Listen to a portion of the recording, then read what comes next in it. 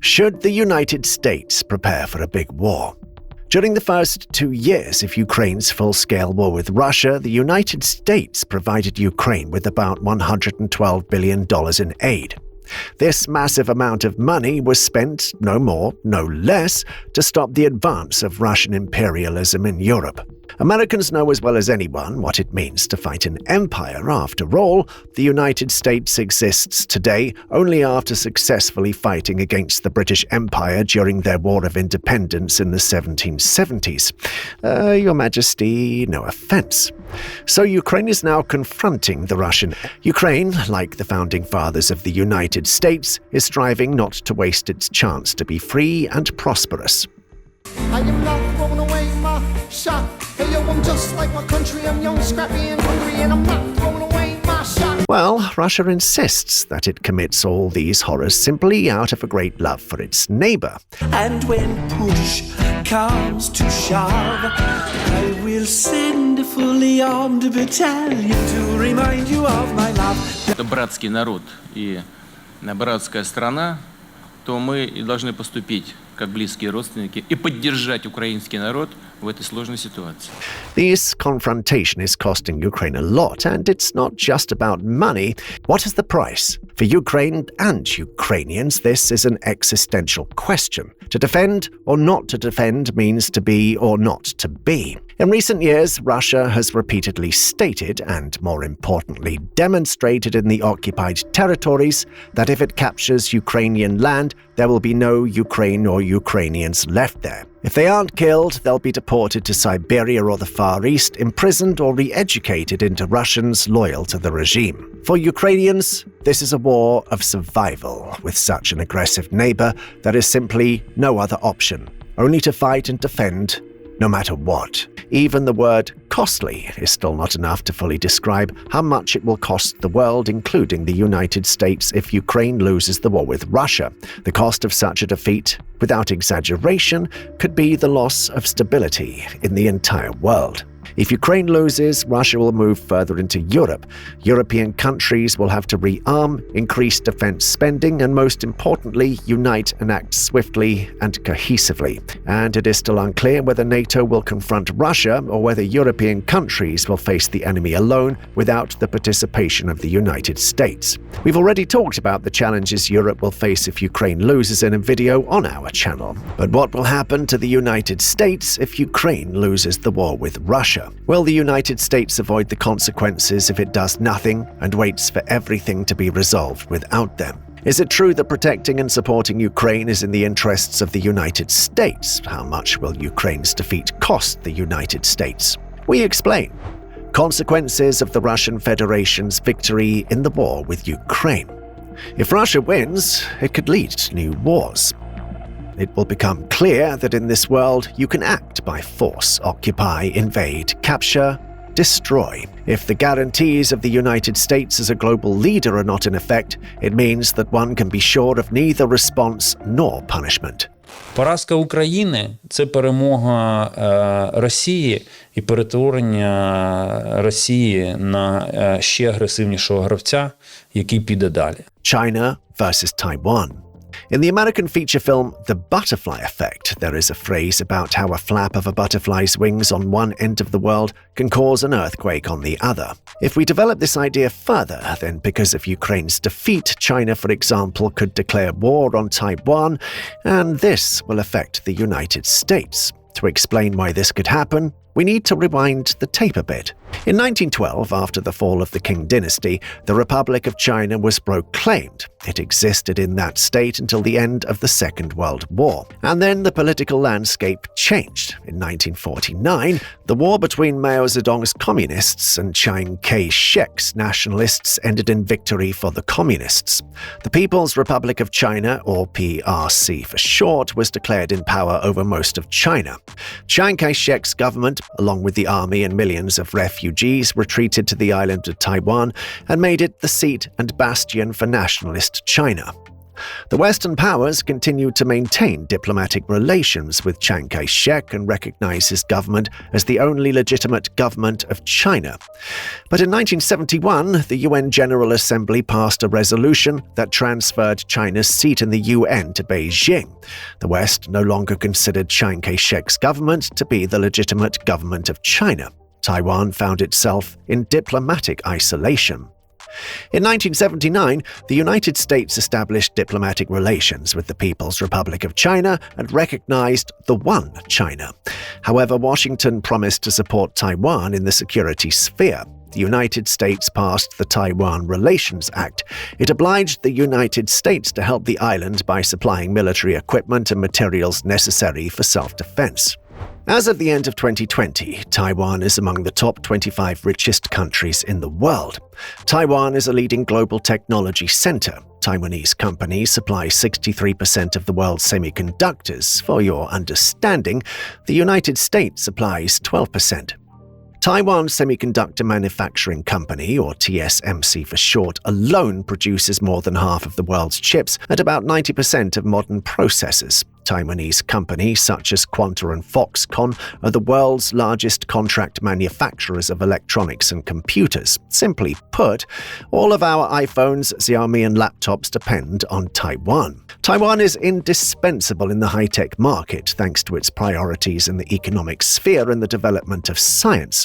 If the political or economic situation on the island is destabilized, it will be bad not only for the Taiwanese population, but also for the technology market in the modern digital world. In addition, Taiwan could potentially host long-range missiles capable of attacking important industrial centers in China. Taiwan is a cornerstone of the U.S. ideological, diplomatic, and military strategy in Asia. China's military presence on the islands of the South China Sea, which it considers its internal waters, is increasing annually and could potentially become a zone of international conflict. Chinese President Xi Jinping calls China's reunification with Taiwan inevitable. China is hesitant to launch a major military escalation as long as the United States maintains the balance of power in the region. But this could change very quickly, and all interested parties seem to be waiting for the starting whistle to blow and for the race to redistribute the world to begin. And the fact that President Donald Trump is evading the question of whether the United States will defend Taiwan from Chinese aggression does not add to the optimism either. Is it also your policy that as long as you're president, China will never take Taiwan by force? I never comment on that. I don't comment on anything because I don't want to ever put myself in that position. And if I said it, I certainly wouldn't be saying it to you. I'd be saying it to other people, maybe people around this table. In any case, if China declares war on Taiwan, it will mean infinite economic costs for the United States. The Far East. Another potentially dangerous region in terms of new wars is the Far East. Recently, soldiers from North Korea had been fighting against Ukraine on the side of the Russian Federation. They are mastering modern warfare, improving technologically, and may be involved in a potential war in a region closer to their home. This means that South Korea, which is supported by the United States, could be in danger. America has been actively arming and financially supporting South Korea since the 1950s, while the DPRK was supported by the Soviet Union.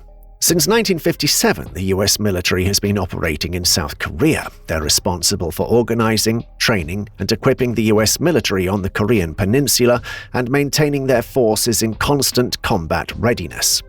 The basis of the U.S. presence and demonstration of the U.S. government's intentions to maintain the balance of power in the Asia-Pacific region is nearly 30,000 U.S. soldiers, sailors, airmen, and Marines. If the DPRK, China, or Russia launches an armed aggression against South Korea, will the United States defend its partner and ally? The United States also supports and cooperates with Japan, and the DPRK, China, and Russia are also potential threats to it. Since 1954, under the Japan-US Mutual Defense Treaty, Japan has openly received US military assistance and assumed military obligations. Since 1960, the Japan Self-Defense Forces have been obliged to participate jointly in US operations. This cooperation continues to this day. In 2018, Japan and the United States conducted the largest military exercises around Japan to date, known as Sharp Sword. It involved 57,000 sailors, marines, and airmen. Will the United States defend Japan as its ally in the event of an attack by the DPRK, China, or Russia? Another conflict could break out in the Arctic. The countries of the so-called Arctic Five, Denmark, Canada, Norway, Russia, and the United States, have the right to develop natural resources in their exclusive economic zones. And there are large reserves in the Arctic. These include oil, gas, coal, gold, and silver. As a result of global warming, access to them is becoming possible. The United States believes that Russia will not be able to finance Arctic projects on its own. Russia may turn to China for support. For example, in 2020 and 2023, the Chinese and Russian navies conducted joint military exercises in international waters off the coast of Alaska. Putin says that Moscow will defend its interests in the Arctic in the face of escalating geopolitical rivalry in the region, and that the number of military personnel in the Arctic will grow.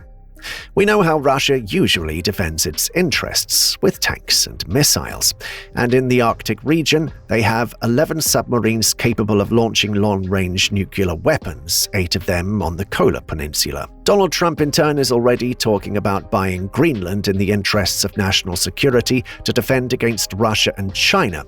But mineral wealth is not the only reason for such talk. Trump also wants Canada to become a 51st state. However, for now, conflict in the Arctic in any form still seems less likely than in other parts of the world. Redistribution of global leadership. A war in Europe is now much more likely. If Ukraine loses, Russia will move on, strengthened by Ukrainian resources and territories. While Europe will be defending and protecting its borders, or in the worst-case scenario, dealing with the Russian occupation of the Baltic states and Eastern Europe, the United States will be caught in this new world of chaos and war. This will undoubtedly affect its politics, economy, defense, and status on the world stage. The position of the United States' global leadership will be shaken. After all, this geopolitical effect has already been seen in American history. Vietnam.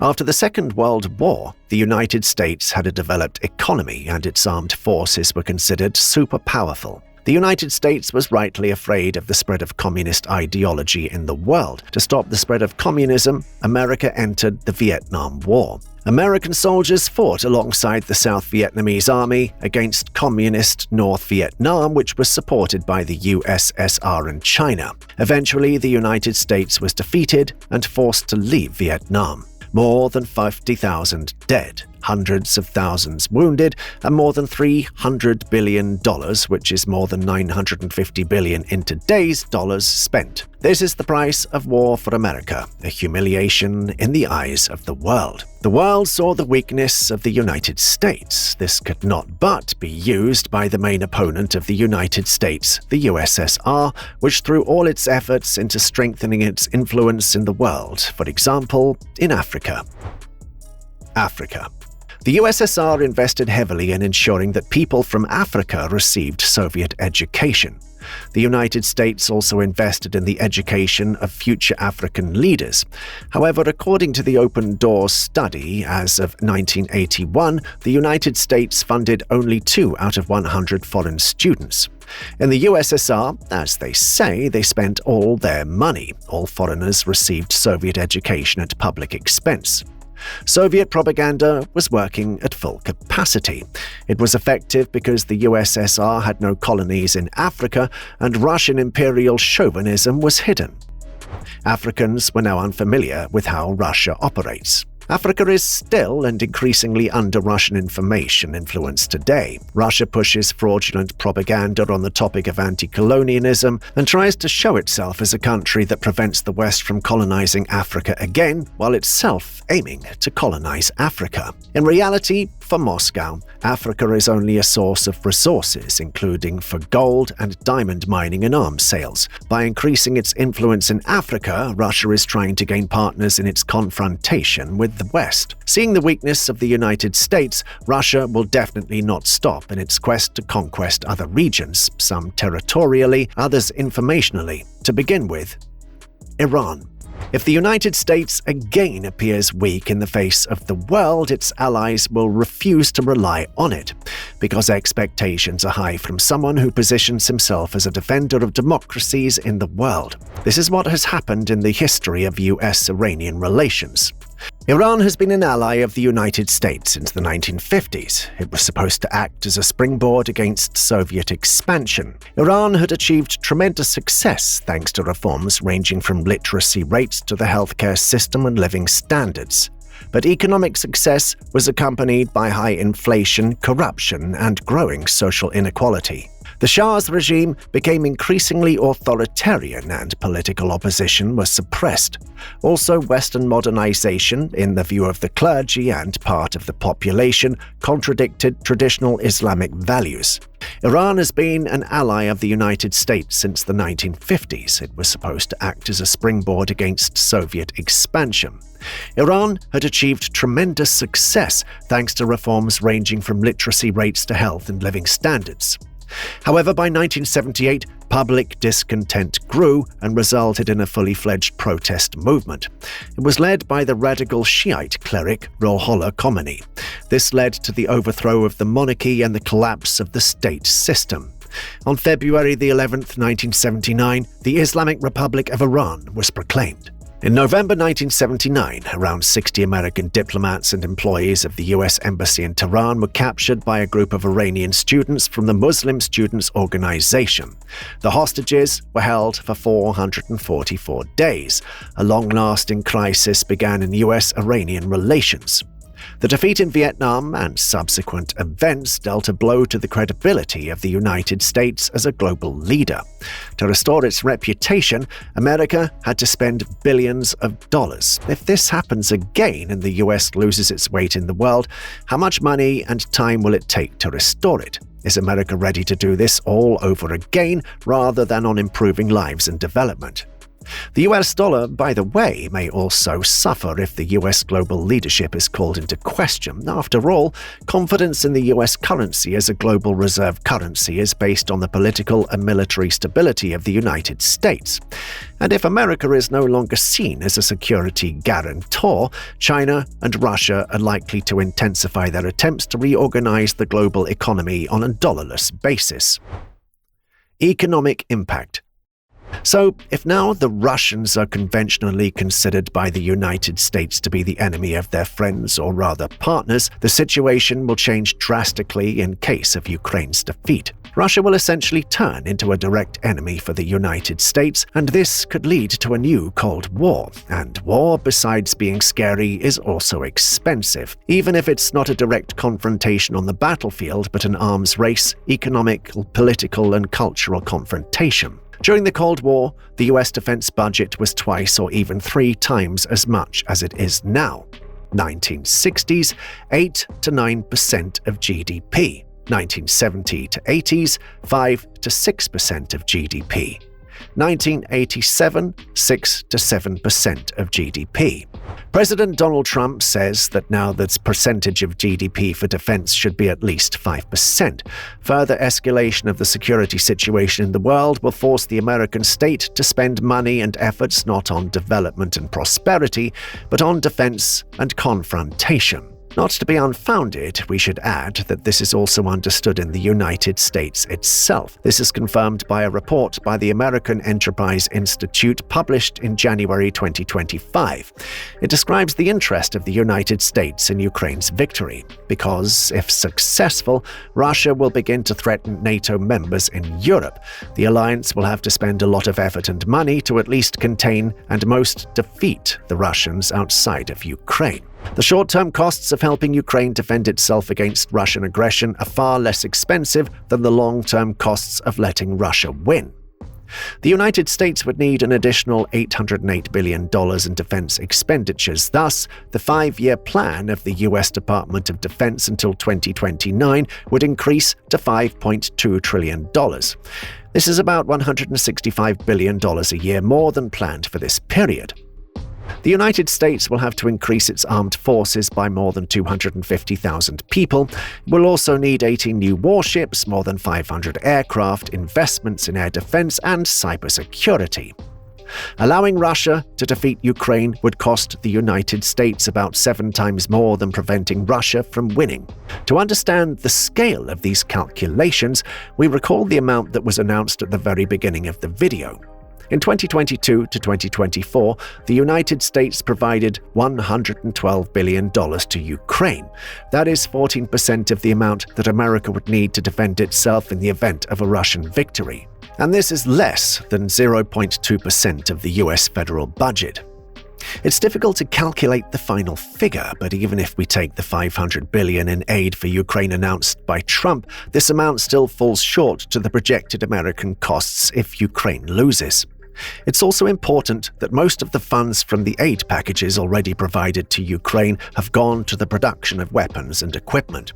This means additional jobs and taxes to the budget. In other words, support for Ukraine has contributed to the American economy and readiness for defense if necessary. Internal instability in the United States. New wars, the loss of US global leadership, huge defense spending, all these forecasts are already quite pessimistic. But in addition to this, Ukraine's defeat in the war with Russia will also increase internal tensions in the United States, which are already growing. Of course, US President Donald Trump is feeling quite confident right now. Both the executive and legislative branches of government are under his control, as his party has a majority in both houses of the US Congress. But this does not negate the fact that today the United States of America is already split due to many factors. There are those who rejoice in the new president's determination, but the number of disappointed voters is also increasing. There are many reasons for this: massive dismissals of civil servants who did not support Trump, controversial appointments in the government, and security institutions.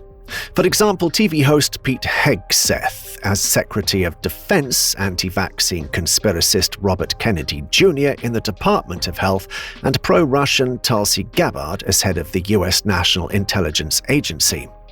In February-March 2025, a wave of anti-Trump rallies spread across the United States. Citizens were very outraged that Trump called himself a king. "Not my president, no kings, this is a coup," and other phrases were the slogans of the protesters. Currently, a case is pending in court regarding the newly created Department of Government Efficiency headed by Elon Musk. The status of this department, as well as the status of Musk himself, is unclear. There is nothing in any laws or regulations about it, but the body is already implementing reforms without actually having the authority to do so. Therefore, during the protests, Americans also opposed Elon Musk. There are also a lot of cases in American courts regarding the dismissals of officials, but the firings are unlikely to affect Trump's inner circle, even if there is a real reason for it. For example, if someone mistakenly adds a journalist to a group where American officials discussing future airstrikes against the Houthis in Yemen. That's exactly what happened in March 2025 when The Atlantic's editor-in-chief Jeffrey Goldberg found himself in a Signal chat room with Vice President J.D. Vance, Pentagon's chief Pete Hagel, National Security Advisor Mike Waltz, and other administration officials. Waltz took responsibility for adding the journalist to the chat. In response to calls for Waltz and Hegseth to resign, President Trump said that the messenger signal itself may be faulty, that there was no classified information in the chat, and that the scandal was a witch hunt. Returning to the tensions within the United States, according to a Rasmussen Reports poll, more than 40% of Americans believe that a new civil war in the United States is possible within the next 5 years. 16% of respondents consider such a scenario quite likely. If the United States has to deal with a war in Europe on top of all this, it will be hard to forget about peace. US benefits from Ukraine's victory. Ukraine has no plans to surrender, but in order to defeat Russia it needs support, free and strengthened with its modernized army tested in a modern large-scale war. Ukraine will help destabilize Europe.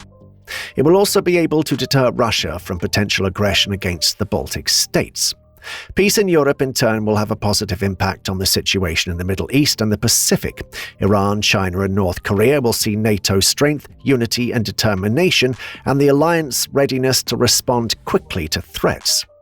One of the report's authors, Frederick Kagan, a senior analyst at the American Enterprise Institute, says that by helping Ukraine, the United States gets its own benefits. This includes stimulating the defense industry and identifying problems in this area that need to be corrected. He also says that the US will benefit from helping Ukraine train its own army. Most importantly, the balance of power and justice will be restored. A strong United States, together with a strong Europe, will demonstrate that there are rules and boundaries in the world that cannot be violated, and that those who violate them will be held accountable.